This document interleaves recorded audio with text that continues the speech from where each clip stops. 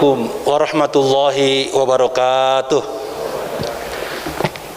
Innal hamdalillah nahmaduhu wa nasta'inuhu wa nastaghfiruh wa na'udzu billahi min syururi anfusina wa min sayyiati a'malina. May yahdihillahu fala mudhillalah wa may yudlil fala hadiyalah. Asyhadu an la ilaha illallah wahdahu la syarikalah dzul jalali wal ikram wa asyhadu anna Muhammadan abduhu wa rasuluh al mab'uts rahmatan lil alamin. Allahumma shalli ala Muhammad wa ala alihi wa ashabihil kiram. Faya ibadallah, usikum wa iyaya nafsi bitaqwallahi wa ta'atih la'allakum tuflihun. Faqala Allah ta'ala fi kitabihil karim, ya ayyuhalladzina amanu taqullaha haqqa tuqatih wa la tamutunna illa wa antum muslimun. Ma'asyiral muslimin, sidang Jum'ah yang dirahmati, diberkahi Allah Subhanahu wa taala. Pertama-tama khatib berwasiat untuk diri sendiri dan hadirin sekalian. Marilah kita meningkatkan kualitas iman dan takwa kita kepada Allah Subhanahu wa taala dengan terus istiqamah menjalankan segala perintah Allah dan meninggalkan segala larangannya, agar dengan iman dan takwa yang kita pelihara dalam hidup ini, Allah mencurahkan kepada kita keberkahan, ketenangan hidup, kebaikan hidup, keuntungan hidup, bahkan keselamatan dunia sampai akhirat. Wattaqullaha la'allakum tuflihun. Bertakwalah kalian kepada Allah agar kalian menjadi orang-orang yang beruntung. Hadirin jamaah rahimakumullah, salah satu indikator kasih sayang Allah kepada hamba-hambanya adalah Allah turunkan syariat Islam sebagai sebuah aturan yang lengkap yang menuntun manusia agar mereka selamat dunia akhirat, yang menuntun manusia agar mereka bahagia dunia akhirat. Maka barang siapa yang menjalankan syariat Allah, dipastikan dia pasti hidupnya baik, hidupnya berkah, hidupnya mudah, hidupnya juga beruntung menang, bahkan tadi saya sampaikan selamat dunia dan akhirat. Dalam surah misalkan Al-A'raf ayat 96, surah An-Nahl ayat 97, surah An-Nur ayat 51 dan 52, itu janji-janji Allah. Apabila kita beriman kepada Allah dan menjalankan seluruh perintah-perintah Allah dalam bentuk ibadah dan amal soleh, dipastikan kita akan selamat, beruntung, menang dunia sampai akhirat. Allah berfirman misalkan tadi dalam surah Al-A'raf ayat 96, walau anna ahlal qura amanu wattaqau la fatahna alaihim barakatim minas sama'i wal ard walakin kadzabu fa akhadnahum bima kanu yaksibun. Seandainya penduduk negeri ini beriman, taat patuh kepada Allah, beramal soleh, niscaya Allah akan turunkan, akan buka pintu keberkahan dari langit dan bumi. Tetapi sayang, banyak manusia yang ingkar kepada Allah, akhirnya Allah azab mereka sesuai dengan perbuatan mereka. Demikian pula dalam surah An-Nahl ayat 97 misalkan, Allah juga menjanjikan kehidupan yang baik dan pahala yang tak terhitung nanti di akhirat atas perbuatan amal soleh kita di dunia ini. Allah berfirman, man amila sholihan min dzakarin aw untha wa huwa mu'min falanuhyiyannahu hayatan thayyibah wa lanajziyannahum ajrahum bi ahsani ma kanu ya'malun. Barang siapa yang beramal soleh, baik laki-laki pun wanita, dan dia beriman kepada Allah, pasti Aku berikan kehidupan yang baik, yang sejahtera di dunia, dan Allah akan balas dengan pahala yang terbaik nanti di akhirat. Dalam surah An-Nur ayat 52 misalkan Allah menjanjikan juga, innama kana qaulal mu'minin idza du'ila Allah wa rasulih liyahkuma bainahum ayyaqulu sami'na wa ata'na wa ulaika humul muflihun. Wa may yuti'illah wa rasulah wa yakhshallah wa yattaqi fa ulaika humul faizun. Sesungguhnya sikap orang-orang yang beriman ketika Allah menetapkan suatu aturan, suatu syariat, maka sikap mereka adalah sami'na wa ata'na. Kami mendengar perintahmu ya Allah, dan kami mentaati perintahmu ya Allah. Maka janji Allah adalah wa ulaika humul muflihun. Mereka orang-orang yang taat tersebut akan mendapatkan keberuntungan dunia sampai akhirat. Dilanjutkan, ditegaskan ayat 52-nya. Wa may yuti'illaha wa rasulah, barang siapa yang taat kepada Allah dan Rasulnya, wa yakhshallah, dan hanya takut kepada Allah, wa yattaqi, dan bertakwa kepadanya, fa ulaika humul faizun, merekalah orang-orang yang menang dunia sampai akhirat. Inilah akhir dari ketaatan kita kepada Allah, berujung kepada kebahagiaan, kebaikan, kesejahteraan, ketenangan, keselamatan, keberuntungan dunia sampai akhirat. Sebaliknya, jika kita ingkar kepada Allah, jika kita maksiat kepada Allah, mendustakan ayat-ayat Allah, dalam surah Toha 124 Allah berfirman, "Waman a'rada an dzikri fa inna lahu ma'isyatan donka wa nahsyuruhu yaumal qiyamati a'ma." Barang siapa yang mendustakan ayat-ayatku, mengingkari ayat-ayatku, mengingkari perintahku, mengingkari laranganku, atau melaksanakan larangan, meninggalkan perintah, fa inna lahu ma'isyatan donka, maka baginya hidupnya akan sempit, semrawut, kacau balau, kata Allah. Wa nahsyuruhu yaumal qiyamati a'ma, dan di akhirat akan dibangkitkan keadaan buta mata, hati, pikiran, gelap gulita. Toha 124. Alhamdulillah, bersyukur kepada Allah, kita semua pada iman kepada Allah Subhanahu wa taala, dan iman membutuhkan sami'na wa ata'na, ketaatan yang absolut, yang totalitas, tanpa syarat kepada Allah Subhanahu wa taala. Salah satu syariat Allah yang harus kita laksanakan dan kita tinggalkan dalam hal ini adalah keharaman khamar. Karena Allah mengharamkan khamar pada orang-orang yang beriman. Dalam surah Al-Maidah 90, Allah memanggil kita orang-orang yang beriman.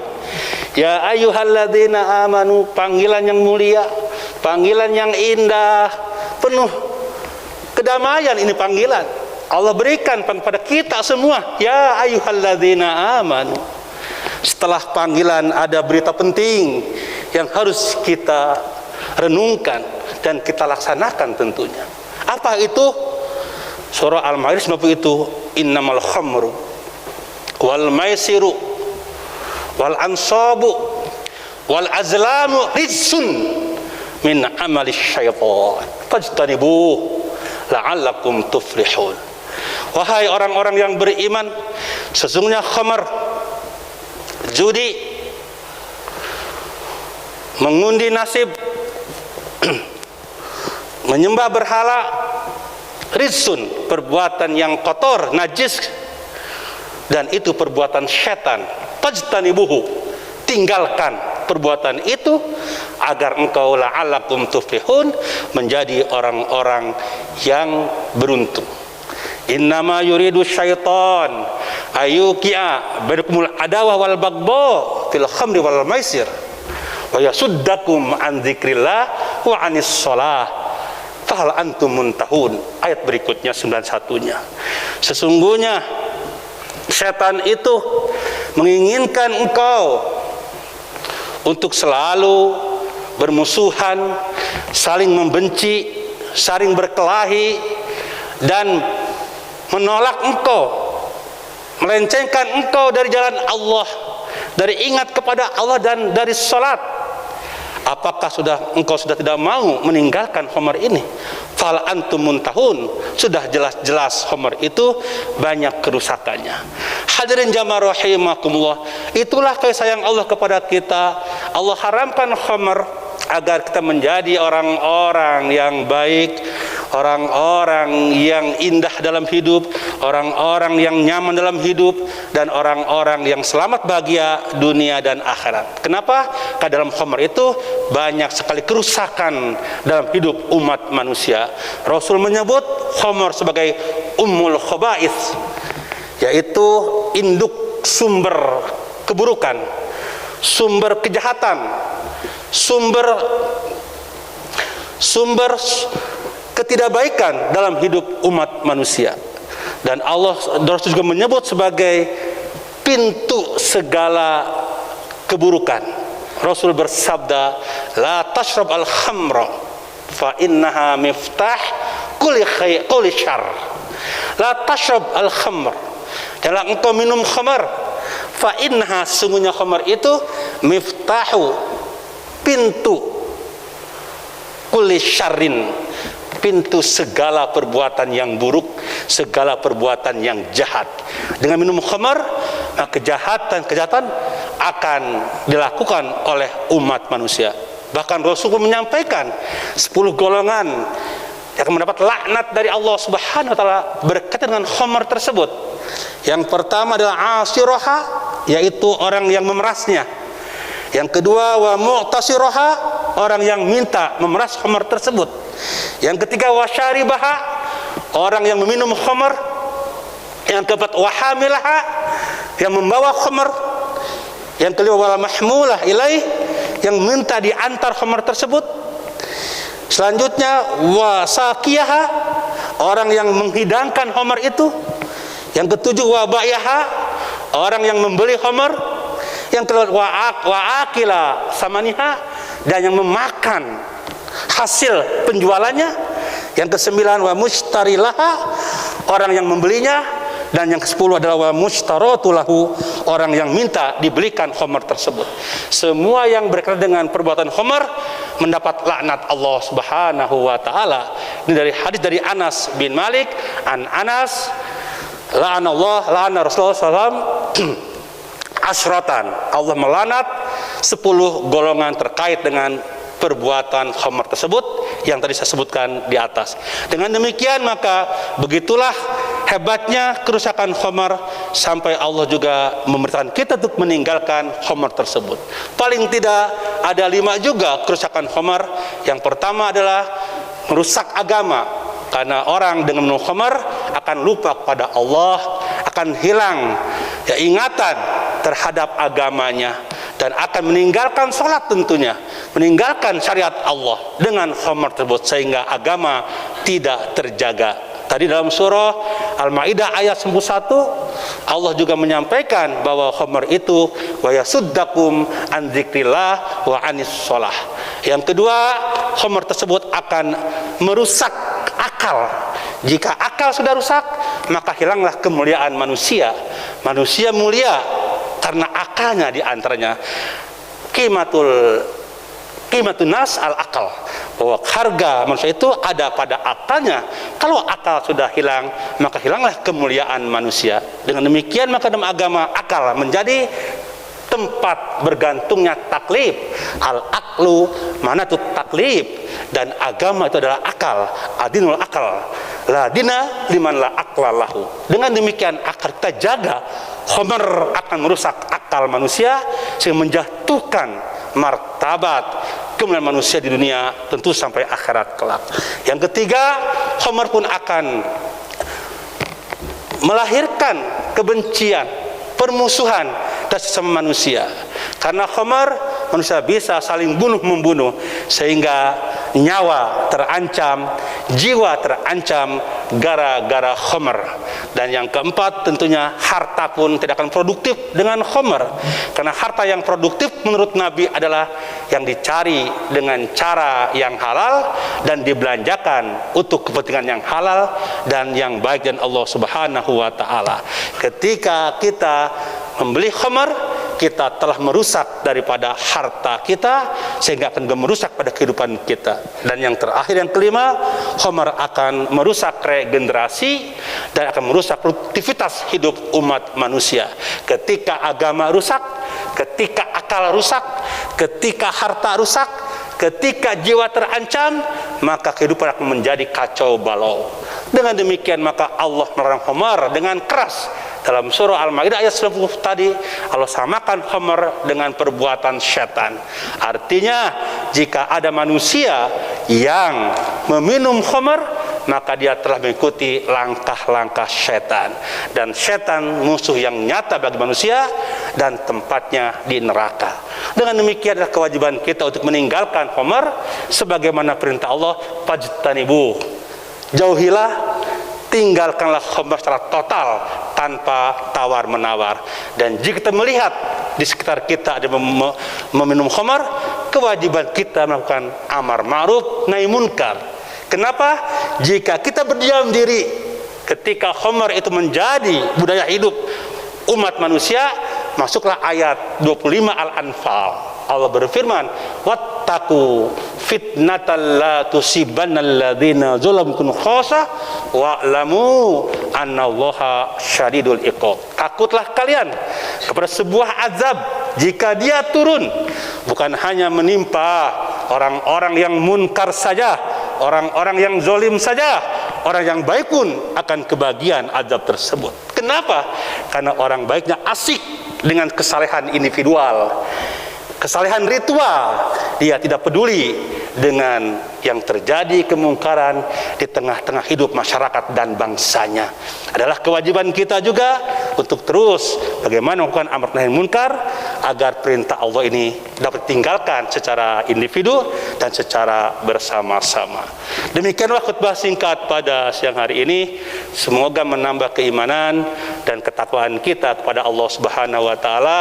Dan surah Al-Maidah ayat 90 dan 91 itu jelas-jelas memerintahkan kita agar meninggalkan khamr, karena begitu banyak khamr dalam kehidupan kita dunia dan akan membawa kehancuran juga di akhirat kelak. Semoga kita orang-orang yang beriman di sini mudah-mudahan istiqomah dalam ketaatan kepada Allah Subhanahu wa taala, istiqomah dalam meninggalkan perintah Allah Subhanahu wa taala, sehingga kita layak menjadi orang-orang yang selamat dunia dan bahagia di akhirat kelak. Amin ya Allah ya rabbal alamin.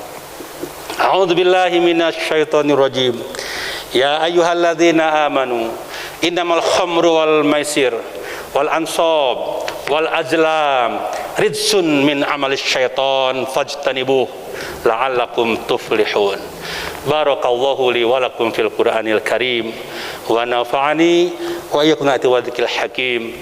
Fataqabbal minni wa minkum tilawatahu innahu wal ghafurur rahim. Rabbighfir warham wa anta arhamur rahimin. Allahumma shalli ala sallim lana innal hamdu fini bihalal.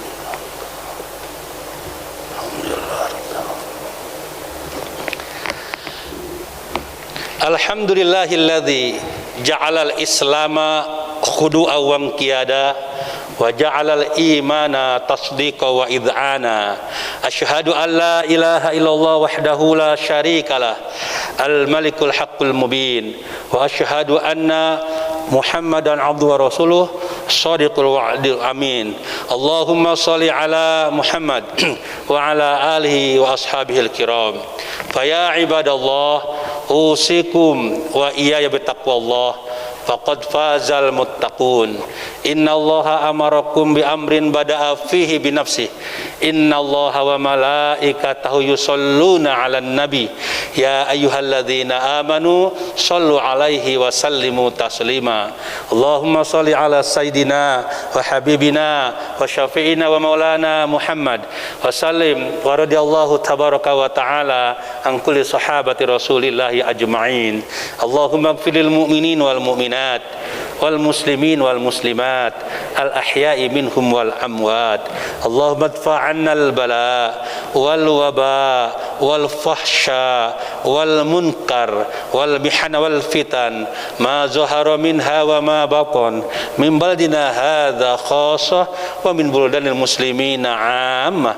Allahumma inna na'udzubika minal baras wal junun wal dzudam wa min sayil asqam. Allahumma ultub bina fi taysiri kulli asir fa inna taysira kulli asir alika yasir wa nas'aluka al-yusra wal mu'afata fid dunya wal akhirah. Allahumma inna nas'aluka husnal khatimah. Rabbana atina fid dunya hasanah wa fil akhirati hasanah wa qina adzabannar. Ibadallah, innallaha ya'muru bil adli wal ihsan wa ita'idzil qurba wa yanha 'anil fahsya'i wal munkari wal baghi ya'idzukum la'allakum tadhakkarun wa la dzikrullahi akbar. Aqimus shalah.